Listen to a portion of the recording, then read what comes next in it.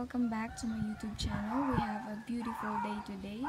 So, ngayon, I will answer some of your questions that you asked on my Facebook post nung last month, last week, and the last day. So, this post is about the succulent propagation, and I was asked a lot of questions about it. Though I have answered, I have replied to some of your comments, pero madami na kasi, so I have decided to make a video to answer your questions. So, note lang guys na lahat ng sasabihin ko dito, everything that I will share is based on my experience, and if my experience is not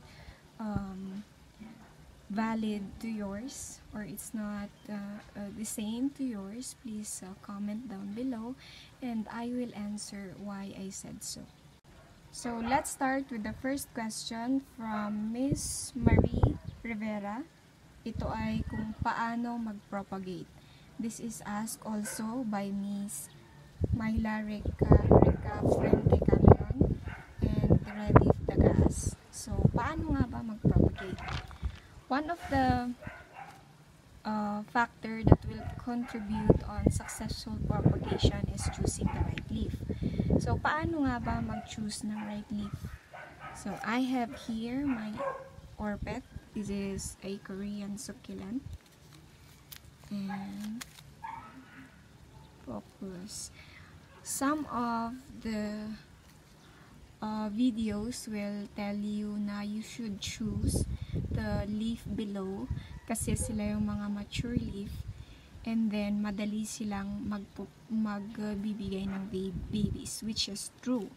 But by choosing the lower leaf, we must be careful na hindi natin kukunin yung mga yellow na, yung mga nalalanta, yung transparent, and then yung squishy.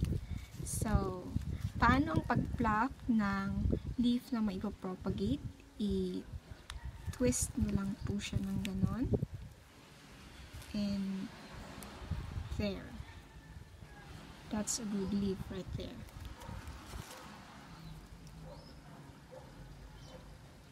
So, magpo-propagate po kahit naputol siya doon, or it is nabawasan siya doon, or ano na to, nasugat siya dito, okay lang, magpo-propagate pa rin yon.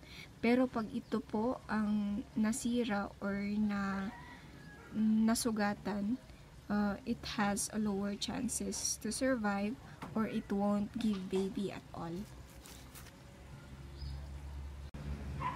After you pluck the leaves, make sure to air dry them for about a day before you start propagating them. So, before we move on sa ating main topic, which is the soil propagation, let us first run through the different ways to propagate, which is soil propagation, yung pinakamadali, water propagation, ang pinakamabilis, and then ang wind or air propagation na effortless. So, when your leaf are calloused by means na nag-heal na yung leaves, yung tip na pinagkuhanan nyo sa kanyang stem, like this, nag-block na siya, block. Ganon. You can start propagating them na.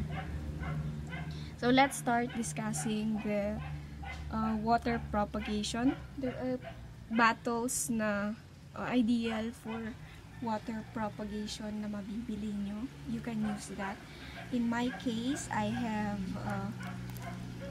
did this.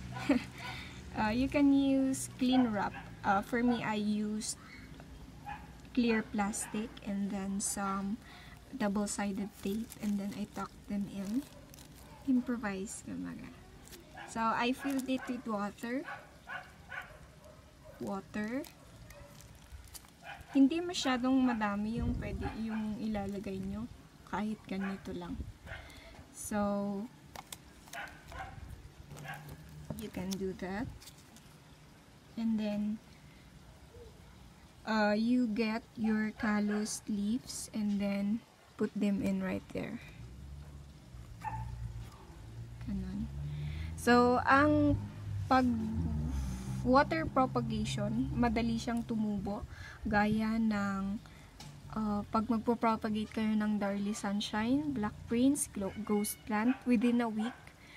Pag water propagation ang ginawa nyo, magbibigay siya ng good sizes na babies within a week. So, but after that, pag malaki na rin kasi sila, you have to put them on soil. Hindi po pwede na dun sila palagi kasi kailangan din naman nilang i-establish yung kanilang roots sa soil in order to survive. So, for me, this water propagation is just a starting point and you have to put them eventually into soil. Note guys na when you're propagating on water, make sure that your this tip will not reach the water below. So, dapat nakaangat lang siya. Hindi po siya magta-touch doon sa water so that you'll avoid rot. So, that's it for our water propagation. Pwede nyong gawin to guys, madali lang siya. Let's move on to air propagation. You can use any container. Mas maganda yung mga may butas para good airflow siya.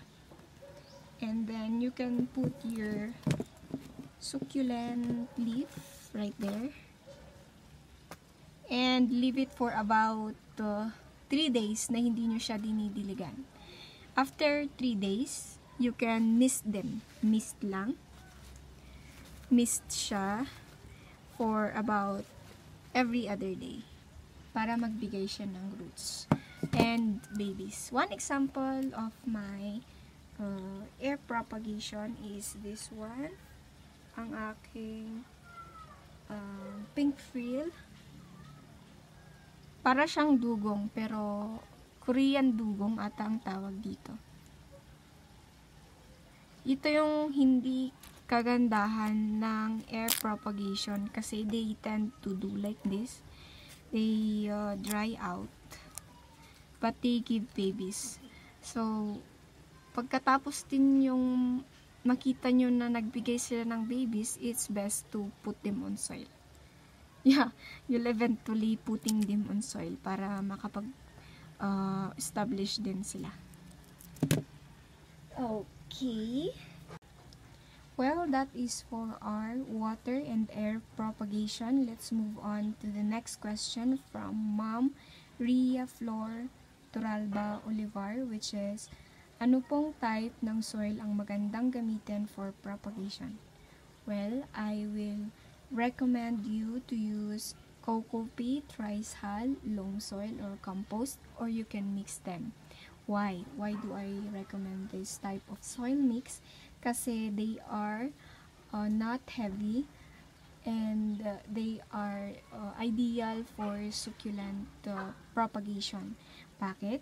Kasi kailangan ng ating propagation na mag-stabilize ng kanilang roots para may higher chances to survive. This magaan ang mga soil mix na ito which will help the succulent roots to dig down easily. And from Ma'am Aurora Vidal,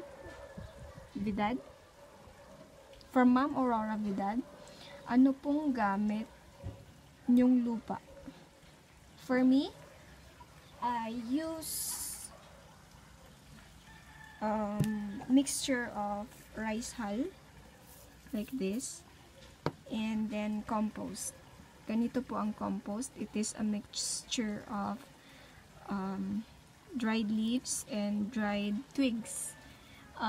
Here in Benguet, we get this on ano na to, yung mga silong ng trees like alnus trees. these are organic that we just collect them. And then, yun po yung gamit ko na soil. From Ma'am Denmark Singson, yun din yung tanong niya. Anong composition ng soil, ma'am? Ganun. Half-half sila. Half compost and rice hull. Paghaluin. And that makes a good composition of succulent prop.